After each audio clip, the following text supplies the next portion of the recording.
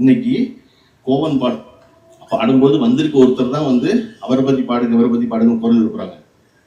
ஏதோ 2 வரி பேச அவங்களுக்கு பதட்டமாகுது. நான் சொல்றேன், விஜய் மட்டுமல்ல, இன்னும் நிறைய கட்சிக்காரர்கள் வர வேண்டும், நிறைய புதிய கட்சி வர வேண்டும், நம்ம வரவேற்கணும். அவர் யாருக்கும் ஒண்ணு இன்னைக்கு நான் சொன்னதுக்கு பார்த்தீங்களா, ஒரு கட்சி ஆரம்பிச்சு 2 வருஷத்துக்குள்ள சட்டத்திட்ட குழு போட்டு 2 ஆண்டு காலம் உழைத்த சட்டத்திட்டத்தை ஒழுங்குபடுத்தலாம் சொன்னாங்கல்ல, அது கூட நம்ம சொல்லித்தான் அவங்களுக்கு தெரியும். ஓ, கட்சி இதெல்லாம் செய்யணுமா? நம்ம இட்டுன்னு வர்றது இட்டுன்னு போறதுதான் கட்சி நினைச்சுக்கிட்டாங்க. இட்டுன்னு வர்றது இட்டுன்னு போறது இல்லை போறது கட்சி. அப்படி நீங்க ஒரு கட்சி என்பது ஒரு பரவசமா இருக்கும் ஆரம்பிக்கும் போது, அப்புறம் காலம் கொஞ்சம் கொஞ்சமா செதுக்கும்.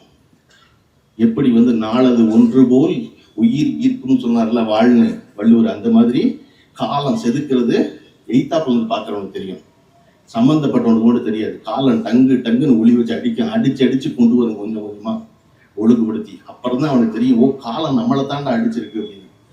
அது எல்லாருக்கும் நிகழும் கண் எதுக்க நீங்க இதை பார்க்கலாம். நீங்க பாத்தீங்கன்னா விஜயனுடைய கட்சியுடைய முதல் மாநாட்டுல அவர் தனியா நிற்பாரு, 8 அடி தள்ளி நிற்பார் எல்லாரும். இவர் உள்ள வந்தா அவன் எல்லாம் எந்திரிச்சிருவான். எந்திரிச்சு நிற்பானா, இவர் 15 நிமிஷம் பேசுவாரா, 15 நிமிஷம் நிற்பான்.